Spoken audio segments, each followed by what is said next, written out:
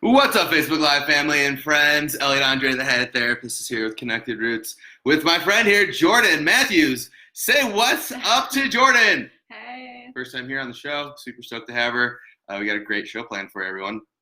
So, Jordan, tell us who you are, what you do, what separates you from the pack in the mental health world. Awesome.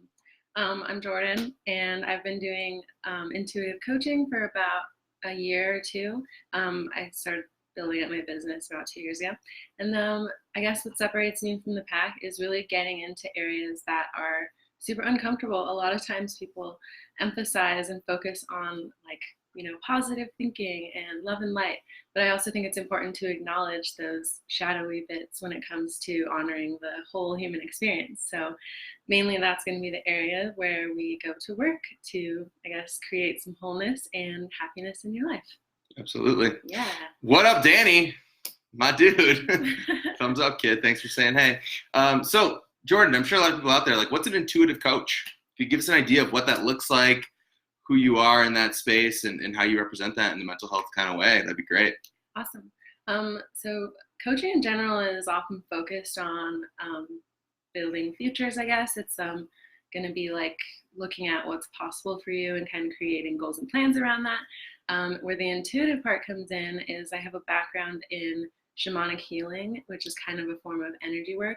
So it's like more of a holistic approach where we're kind of bringing in not just like your personal physical resources, but also reaching into some of those more woo-woo areas. What do you mean by woo-woo areas? You can't say that and not let us know what's up. Kind of like, for example, looking at both our physical selves, our emotional selves, our mental and intellectual processes, as well as our spiritual bodies. So maybe we're holding blocks in sort of unseen areas that we can really tap into through like our belief systems and kind of like asking the right kinds of questions and doing some deeper looking. And that's kind of where I guess woo-woo side comes in. Sure. I like the woo-woo side. That sounds really interesting. Yeah. So you said you have a background in shamanic healing. A while back, one of the first shows I did, I had a shamanic healer on, and it was so well received. People were so intrigued, excited, confused a little bit of like what it looked like and what it meant. So in your practice, could you say that you bring in that shamanic type of healing to your clientele on a regular basis? I think so, even if it's not direct, like doing work with chakras or where we're like journeying and stuff, even if it's just in discussion. Shamanic healing is really cool because it's really integrated. And a lot of it's like energy is just one way to talk about it. So if you are dealing with blocks and struggles, that could look like opinions or like beliefs or sort of decisions that you formed way back a long time ago when you like experienced trauma as a kid or something like that. And so shamanic healing is going to take a look at that, and then we could kind of like, it's almost like dealing with the material symbolically.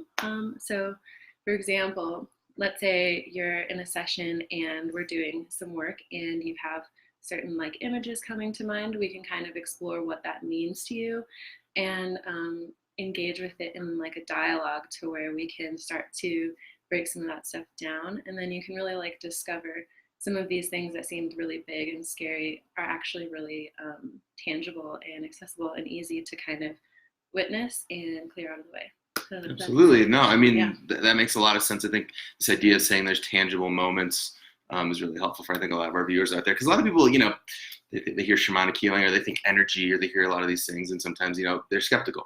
Yeah. So if you wouldn't mind disclosing, a case or something from your own experience about what that looks like in your own experience, I think that would be really helpful for our viewers out there. Yeah. So I was just kind of talking about how we might not always go into the energy side, but my favorite sessions have been the ones where we do. There's a process called soul retrieval. And to outline what that is, if you think about your physical self, not just, I guess, of yourself, not just physically, but also your energy body, over time as we develop as people, you can almost imagine anytime something negative happens or there's like some kind of trauma, whether that's like being yelled at as a little kid or even some of the more like serious cases. In shamanic healing, the belief is that parts of your soul fragment off.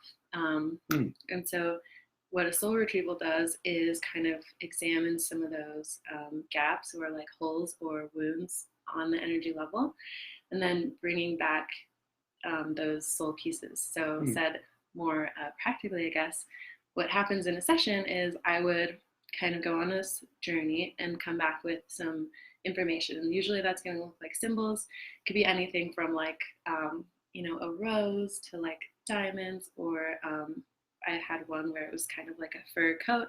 So it seems kind of abstract. Sure. But then bringing that into the session will kind of start to, that's where the dialogue begins. And the other thing that happens too is we discover a belief system, and our core beliefs can inform so much of what we do. So for an example, I had a session with a person where they had this contract or core belief that they kind of created early on that was, I am forgotten. And so if you think, shit. Yeah, if you think about that operating in the background of your life, you might make yourself really small or just be invisible or not really try for things because it's like, oh, I'm forgotten, I'm not seen anyway. And so that might not be something that you're consciously like aware of, but it's certainly running the scene. So we kind of take a look at that, and then you would receive tools to help you, I guess, heal that and integrate something else. So we received, that's where the fur coat came in. Yeah, and makes sense. Yeah, so like that comfort and warmth. Yeah, exactly. And so the question kind of becomes, okay, here we have this fur coat, and then what I would do is put that in the hands of the client, and they would say, okay, I'd kind of be like, what does this fur coat mean to you? We would look at what happened that this part of you left. What does this part need in order to come back? And usually that's kind of fun, and someone can just be in this imaginal place and be like, okay, well, maybe I need to take more bubble baths, things like that, or journal more, or spend more time alone or in nature, or like take risks or something like that. It's going to be different every time and totally based on the individual. And then you usually get a tool or a treasure that you can kind of keep. And so we have diamonds, which represented for this person like light and wholeness and this sort of fortitude, like being unbreakable. So this person kind of came away with this new awareness of themselves. First of all, realizing, oh, I run something that like I have to be invisible. And so they can now monitor that and self-correct. And then knowing that they have some kind of fun imaginal tools like journaling, and then, the diamonds. And so that is kind of an example of one of the more shamanic leaning sessions. But I think it can be really helpful and cool to witness things that can be a little bit harder to work with on this like symbolic level. Totally. Yeah. You just explained that so beautifully. Honestly, I mean, that was, you had me at hello. I was like, oh, I want to see her. Yeah. That was great. I think a lot of those things that you just brought in, really are helpful to the people out there who might feel stuck. Yeah. I see that in my practice every day. It's like how we can take a metaphor or a tangible thing or something that people connect with and show them, how we can talk about how that relates to their life and where they are.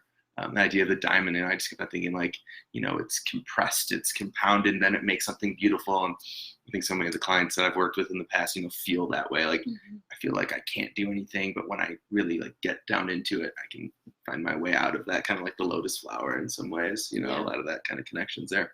Yeah. So yeah, what's this idea that we have in the title about, finding this shadow? When I think shadows, I think spooky, scary things. Yeah. I also think that, shadows are interesting and fun and cool to play with. So when in your practice, what does that look like? How do we reconnect to our shadow or lean into our shadows in those ways in practice? Yeah. I think the easiest way to talk about that is in reference to emotions. That's kind of like the basis for how we're going to lead interactions. So if you think of emotions, a lot of times we're like, oh, happiness, joy, pleasure, or whatever positive emotions. But then we also have things like rage and sadness and anger. And a lot of times we might think, okay, well, these are like scary things, or these are things that I can't talk about, or I can't be with. Like, oh my gosh, I have anxiety coming up. Something's bad. I need to just put that away. But what befriending the shadow looks like is being like, okay, well, what if actually these emotions are here to help us and support us with what we're doing? Maybe that anxiety is serving a purpose. Maybe that anger is like telling you something. So rather than just kind of shutting it down, it's like a more I guess, way to healthily integrate it. So like anger, maybe that's coming up to teach you that, okay, there's a boundary here that's being crossed. Or the anxiety, like, okay, maybe there's some things that need to change or some actions that need to take. So listening to and kind of being in a conversation with these rejected parts, in the way that you would kind of sit with a friend. You're not just kind of like shut your friend down. You're going to, accept what's happening. So a lot of the practices are kind of actually looking straight at some of these harder, difficult emotions and being like, okay, well, what's here? What information can we take away so that that can get completed and kind of smoothed out? And then we can at least have better tools to, I guess, manage it. And then hopefully create some positive life changes so that, you feel more like aligned and alive. Totally. I mean, it's one thing to really preach that and show that and allow people to do that. It's just, I feel like so hard in our society to be able to express some of those negative emotions like rage, anger, frustration, depression. It's still stigmatized and looked down upon, pretty heavily, it feels like. And a big reason why I started this show and podcast was to destigmatize that essence of mental health. So I'm so glad you brought that up. So what does that look like with clients? Because, we can say, oh yeah, like lean into your depression, like lean into this. And I feel like there's so much resistance to that for what I've experienced. So if you give an example of a client that you worked with or your own experience in regards of maybe leaning into an emotion or fostering this shadow, like I think that'd be really helpful for our viewers out there to know. Yeah. I can speak from my own experience, actually.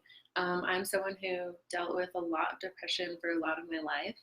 And it was kind of this feeling of like ongoing drudgery, like when is this going to end? How could I ever, get better? And so some of my first steps toward self-healing had to do with like, is there a way to happiness through depression? Yeah. And that kind of opened the door to just really explore a lot of this. So through a lot of work with like some therapeutic practices that I went through, it was kind of learning like what the original wound was. And that's kind of where the shamanic healer likes to go as well, like discovering the source of it. So in the case of these negative emotions and that resistance, I think I like to lead with asking a lot of questions, because it's one thing to kind of tell someone like lean into that. But it's another thing to be like, what are you experiencing? Tell me more. Like if you gave the emotion like a voice, what is it saying?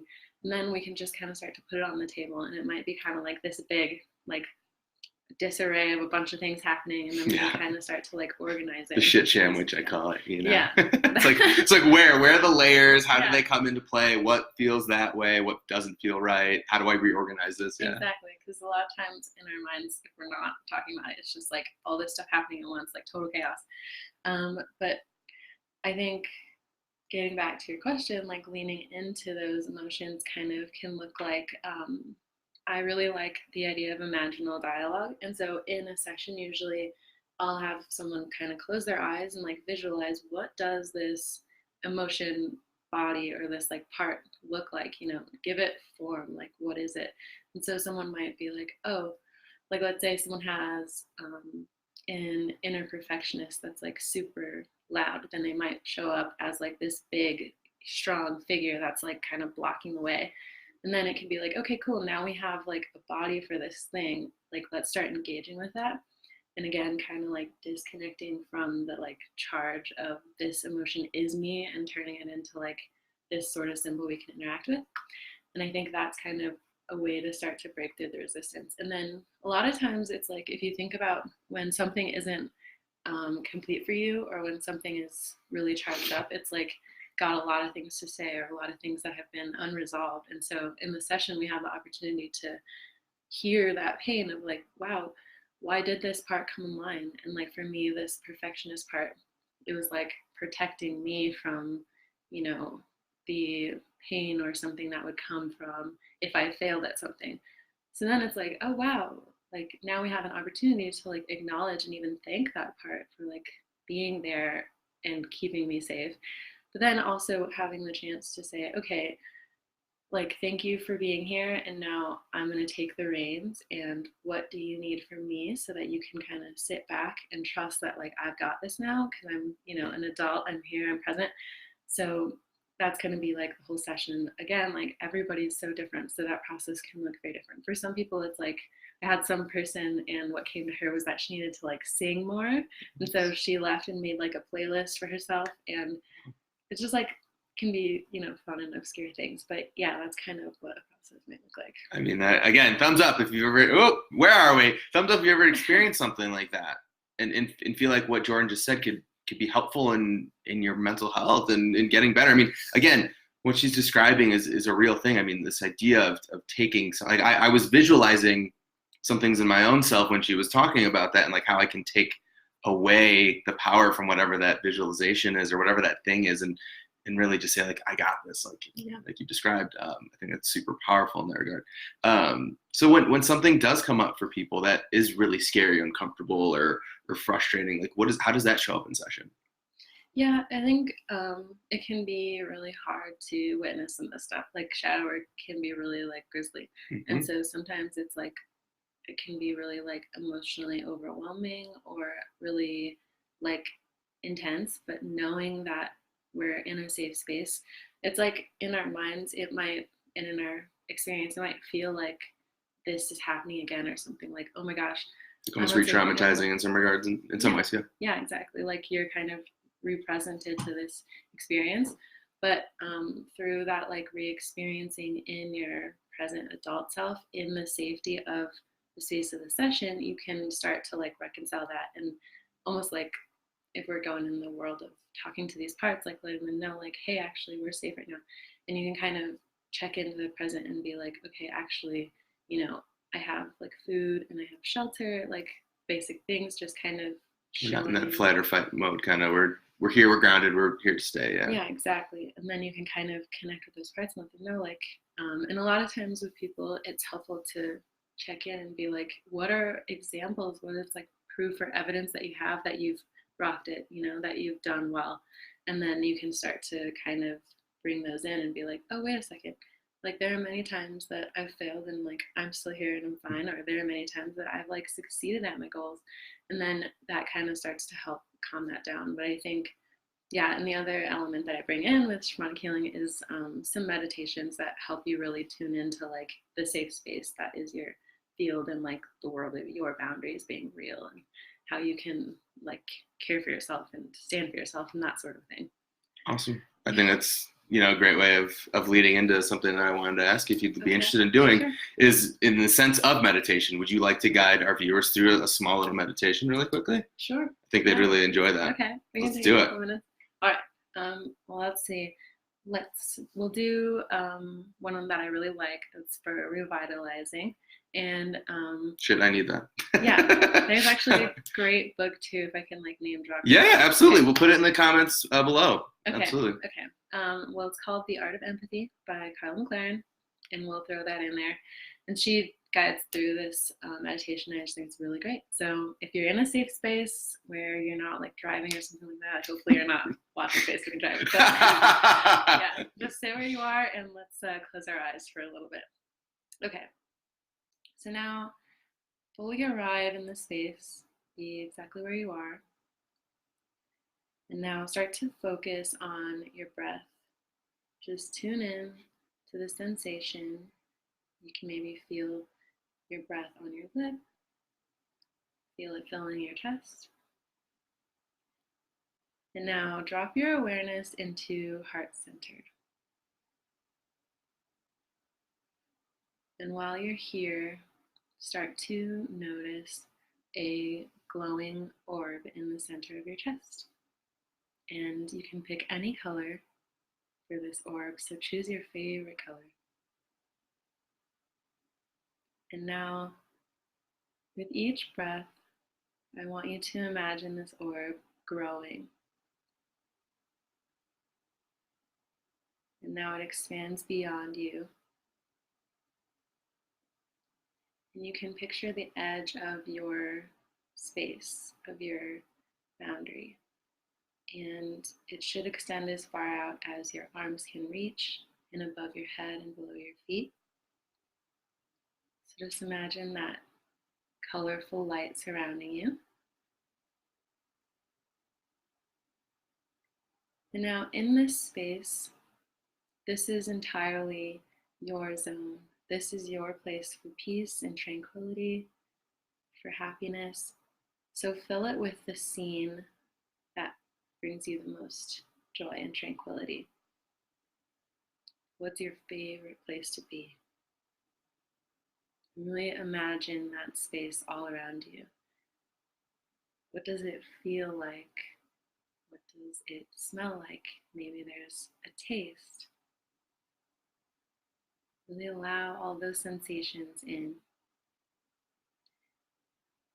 Know that this is your zone, so anything that you say is in here.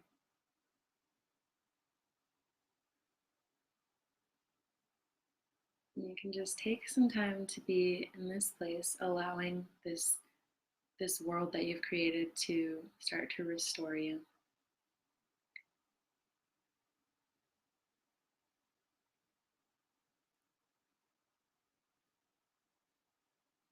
And you can hang out here as long as you like, and whenever you're ready, just bring that awareness back to heart center and draw your energetic boundary back in and come back into the present.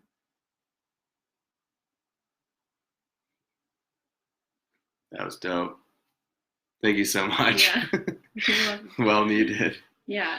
In session, usually we can do something like that at the very end to just kind of help draw everything in and kind of clean things up and really just bring our like boundary back. Because a lot of times as we go throughout our day and our life and while we're dealing with these heavier things, like we're just extending ourselves out all over the place. So it can be really nice to like, come bring back it all in. together.